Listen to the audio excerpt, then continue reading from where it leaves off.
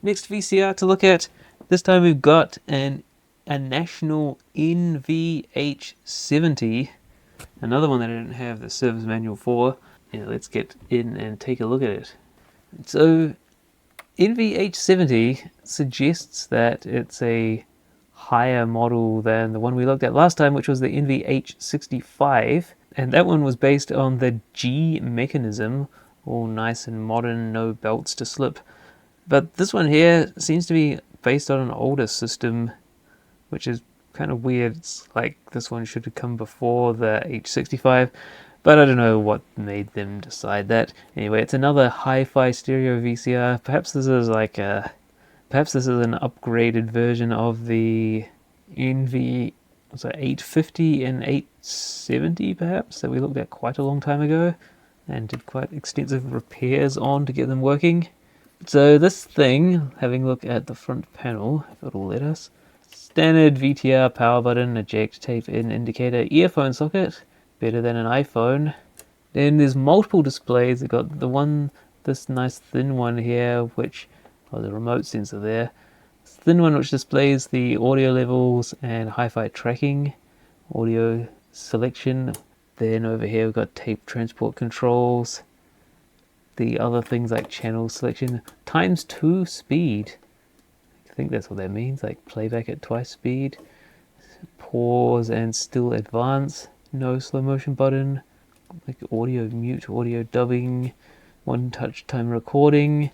Then tape counter, search lock. This is a little door that opens up and it hides the TV tuner for setting the TV channels.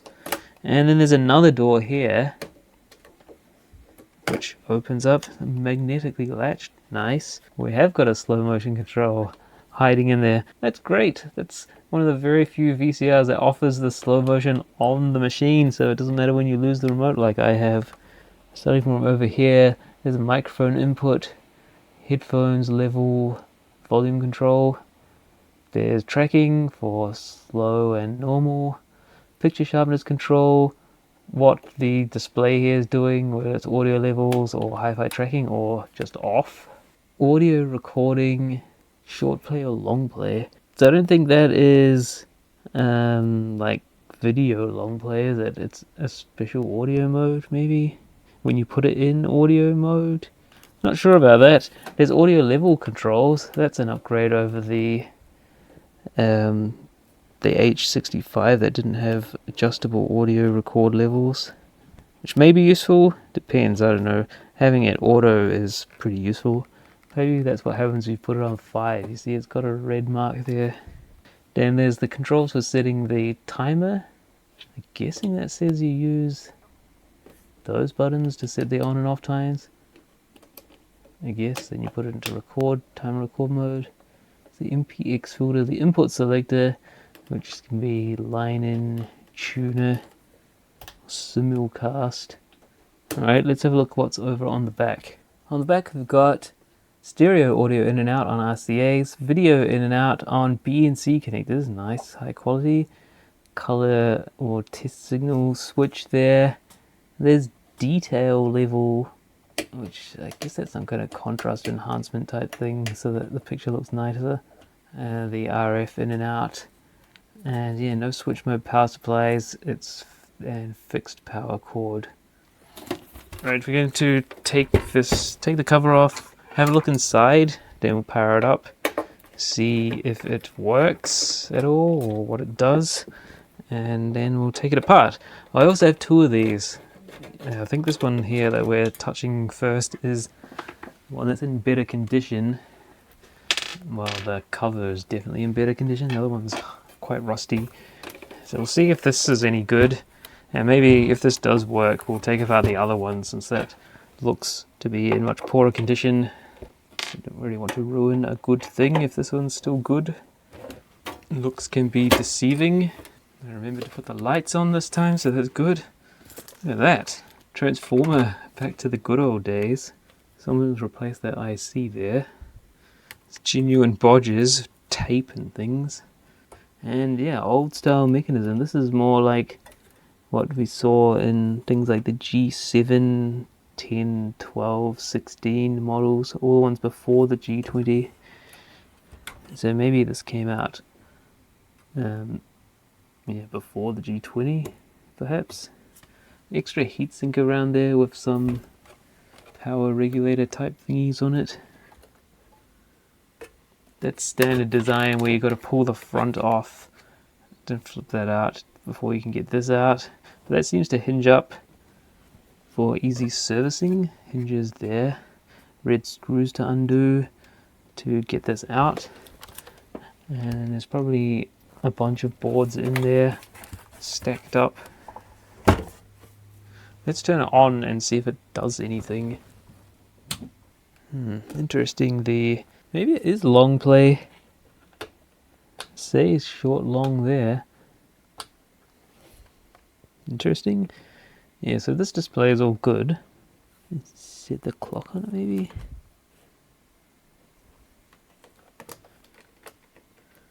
There you go, look at that. There's the TV channels.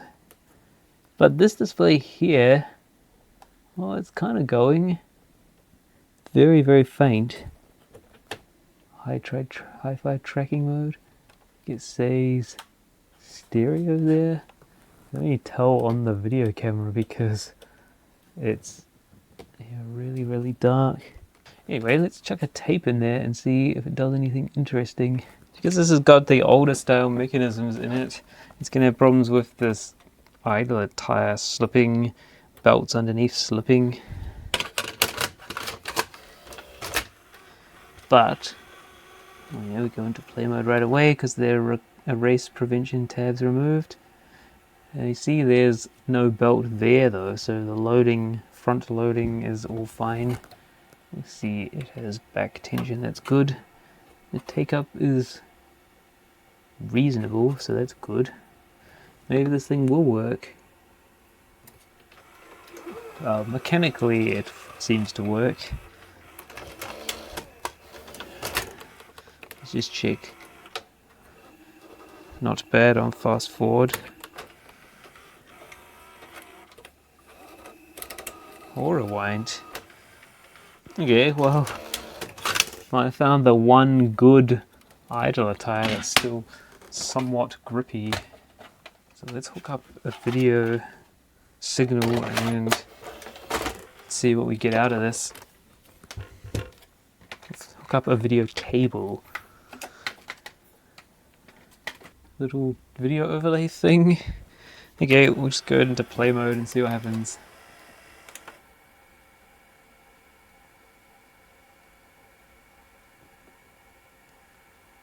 Nothing happens. Yeah, that's a bit... Oh no, here we go. Oh no, was that a blank part of the tape? So it's a little bit jumpy. It's more or less working. Tracking's almost non-existent. There's no indication of tracking on the display. No indication of audio. Interesting. So it's kind of working, but... Try the slow motion. And you can control it. Control the speed of it.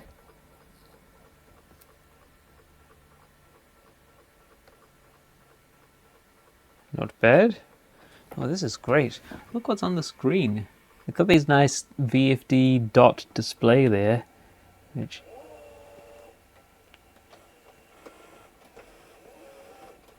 shows the various things that are happening. The button's a bit gritty. Pause. Still advance. Pretty nice. Now we push the slow button. Slow, and you look at this. That thing there shows you how slow you're going. As we push the plus button down there, you can see it gets faster and faster and fills up more of those little arrow things. Sure, it had more lit up before. They're very slow now. What a nice thing there. Great. This thing sort of works. Maybe this tape doesn't have good audio on it. I think the last time we were trying the hi-fi audio, we were using this tape, so we'll put that in and see, just for fun. what it has going for it.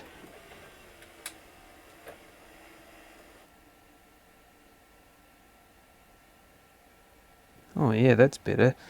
It's actually, it has, so this one's actually got some action happening on the audio levels. The other one, the other tape wasn't showing any audio at all. So we can put it now into hi-fi tracking and see if we can tune that up enough that we can jump into stereo mode.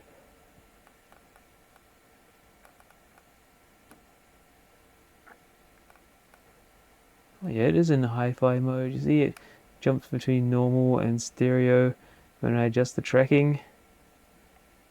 So that's good, the hi-fi audio is working. And if we put it that display, you can see the audio levels there. Well, maybe this tape's bad because look, the picture's nice and clear now without any issues. We go back to slow motion. Yeah, look, that's super clean now as well. Alright, the one we didn't try is the ×2 button. Let's press that. Oh yeah, it's gone out of sync on the captured display, but it's fine on this monitor here. So that's ×2. Ah, look, it says ×2 there. Back to normal, slow. Oh yeah, so there's only 3 bars for the slow, but when you put it into ×2, that takes up the other space there. Yeah, it seems to be working nicely.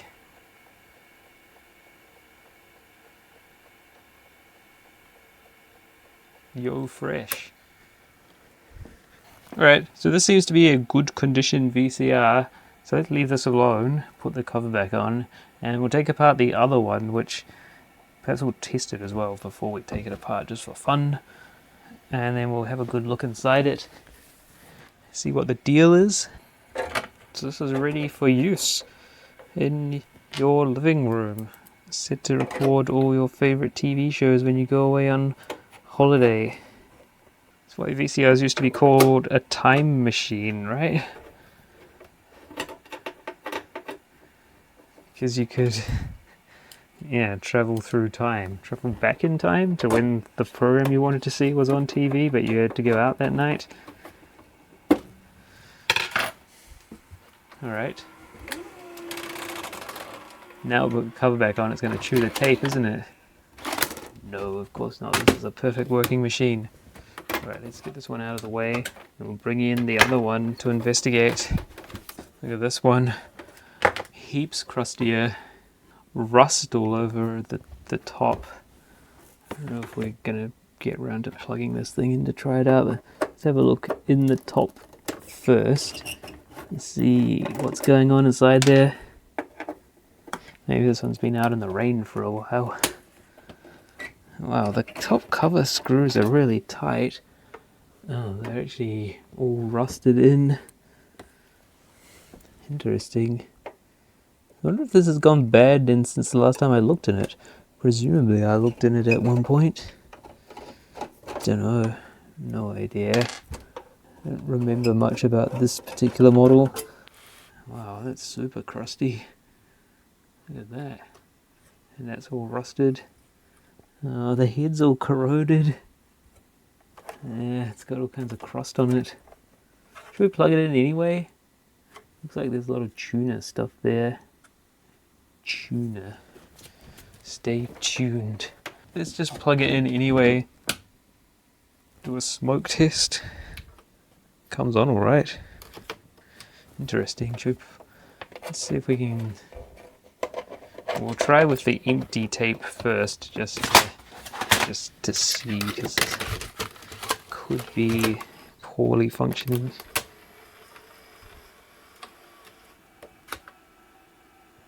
Very weak take up. Should we just try it? Might as well just try it. Perhaps we'll rewind this tape a bit back and use a previously used portion of it. Wow. Will this thing rewind at all? No. Alright then. Yeah, that's not gonna happen.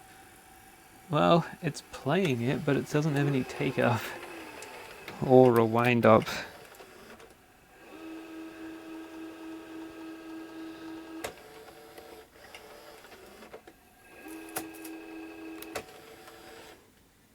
Okay, so if it had take up, it would probably work. Look at this. Oops, now we might have crusted the tape. See, look at that. It's playing it, but as you can see, the tape's just building up in there because the take-up's not strong enough to wind it in. Might mean that this one will work because that reel is a lot emptier, it'll be easier to turn.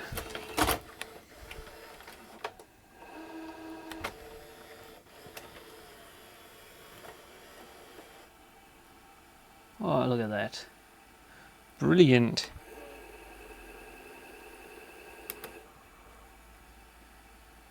It's got a bit of a line down it. Yeah, the tracking's way worse on this one. You can barely get 2 bars at its peak. Oh, and it started chewing it without me noticing. Oh well.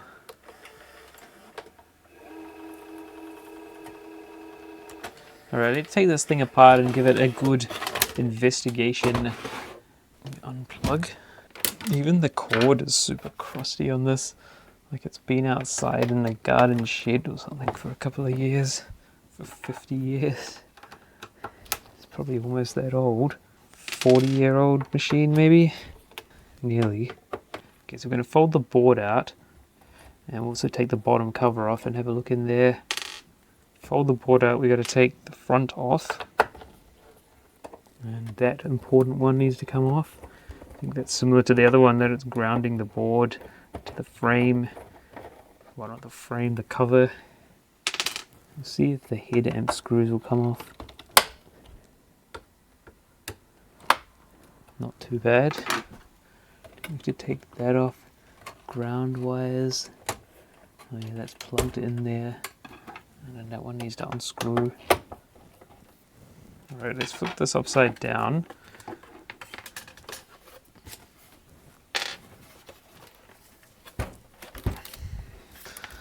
Pour all its crust out all over the bench.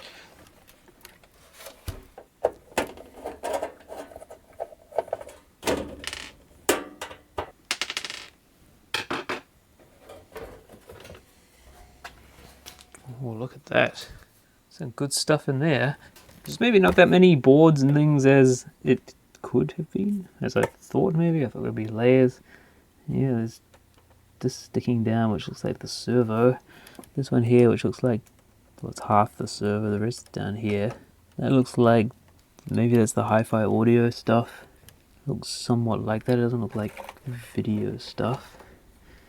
Yeah, this looks quite a lot like the earlier G, like the not proper G, like the G7 etc. with this kind of motor loading arrangement.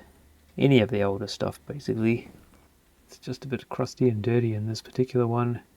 Right, we'll take the front off by undoing some clips. There's quite a lot of business going on there. I guess it's the audio cables because there's mic, headphones, and also the level control, so the audio is probably going through those up to the front. It's very dirty under the panel, and some stuff comes off with the panel. So the headphones and a microphone plug are part of the front panel. They have to be disconnected, and there's also a grounding thing which brings, like shielding around the connectors and couples them onto the bottom panel there. Interesting, this one doesn't have all that extra stuff modded onto it. Okay, look at that. Look at that front panel board. There's so many wires going onto it. Oh, and those ones have got squashed and cut. That red one. Saw a white thing under there. Some kind of extra frame. What that's all about. I'm going to try to take all this stuff off. Yeah, the sliders are nicely sort of dust proofed and sealed up. So there's options for more lights there. Must be a different version. And now we can see all that business on the VFD as well. The nice, so it's not a dot matrix, it's just made to look like it. The different symbols there. Say super long delay is an option, probably on the NTSC version. And the clock, counter, separate counter to the clock, which is nice. And then the audio display for all the good stuff on there. Now hopefully this, is there more screws? Yes, there was more screws. There's one in here, which I didn't notice before. What is that? We'll see in a minute. This is all hooked in, this cable tray thing, but why is there some kind of white plastic thing there? What does that do? What is that in aid of? Is it like this is modified from some other version and they've filled in part of it with this plastic frame thing?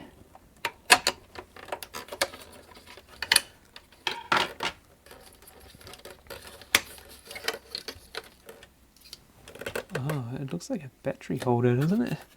Kind of rounded thing. I don't know, that doesn't make any sense, does it?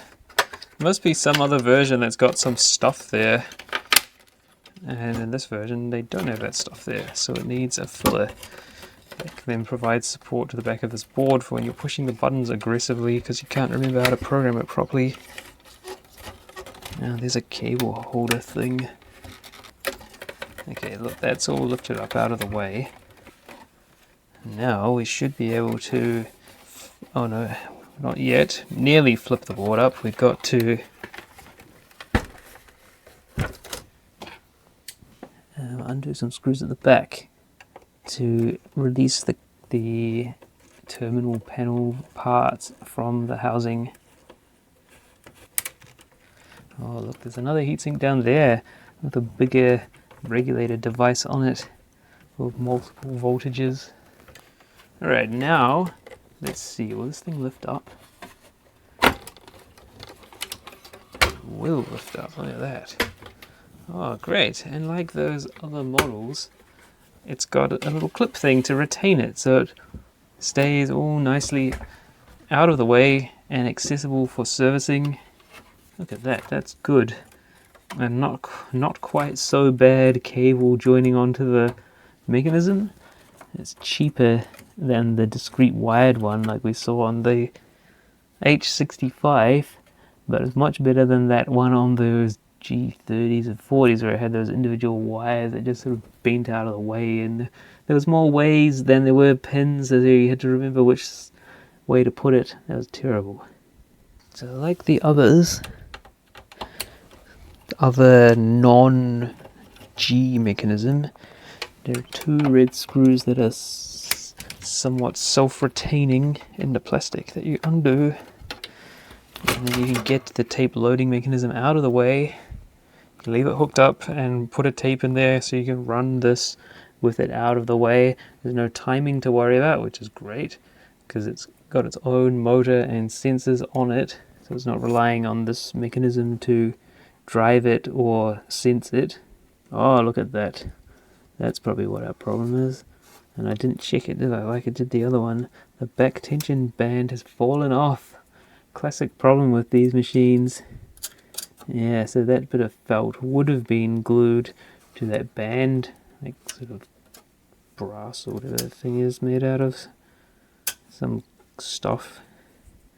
It was glued to that, and by that arm there riding on the tape, it would put a bit of tension on that to control the tape, how easy it is for the tape to unroll from the supply reel, and determine the tension applied to the tape around the head and the other bits and pieces.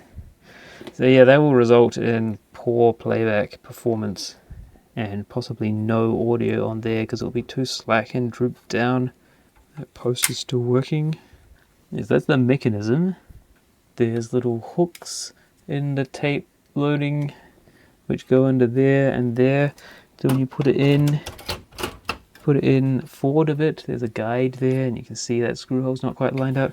And you pull it back, so it's now locked in, and then you can tighten those two screws.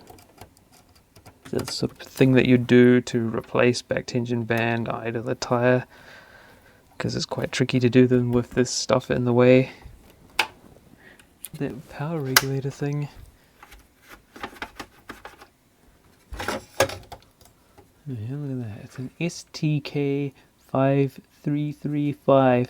So we can integrated multi-linear regulated doofy. Pretty good. And yeah, there's another little transistor there poked into the frame of the head drum to keep that slightly warm to avoid condensation forming on the head. Now we have a final look at the circuit boards. Now what we have here, the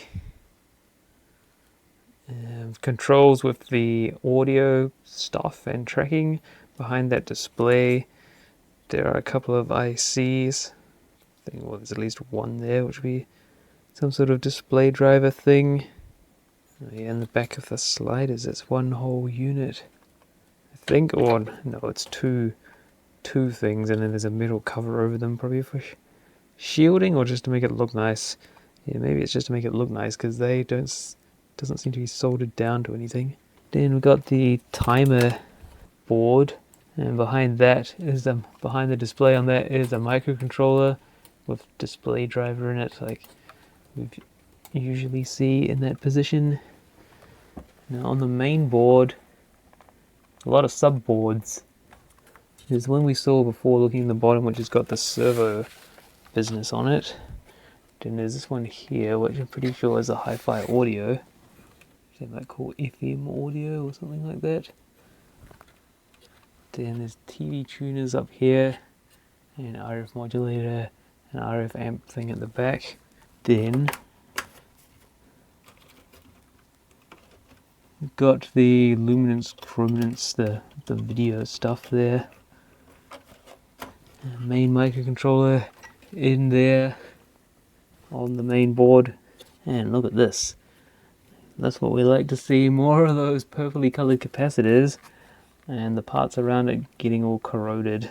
So yeah, that's what happens. Just looking at a couple more of those caps down there on the main board, and another one there on that board, and there, but they don't seem to be as leaked as that one, so it might only be particular values of that capacitor series that had problems, or maybe there's batches.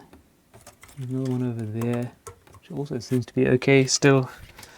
Oh, there you go. All nice, all dirty and crusty. There's an exploration of the National NV-H70 hi-fi stereo VCR with super still and double super fine slow and double speed. And really nice, it's got the slow motion controls on the actual VCR. You don't need the remote. That's wonderful. So stay tuned. Next time we'll take a look at another VCR, perhaps, or will we do something else? I don't know. I'm not sure which VCR we're going to look at next. Cable tie going through the board there to hold a bunch of cables. I guess that's befitting of the name cable tie. Don't know what VCR we'll look at next. Maybe there's an L or something, or there's an F series. Got a whole stack of F series VCRs. Perhaps we're up to those now. Still plenty of them. I'm just not sure which ones we'll do in what order. But that's okay. I'll work that out, and we'll see you next time.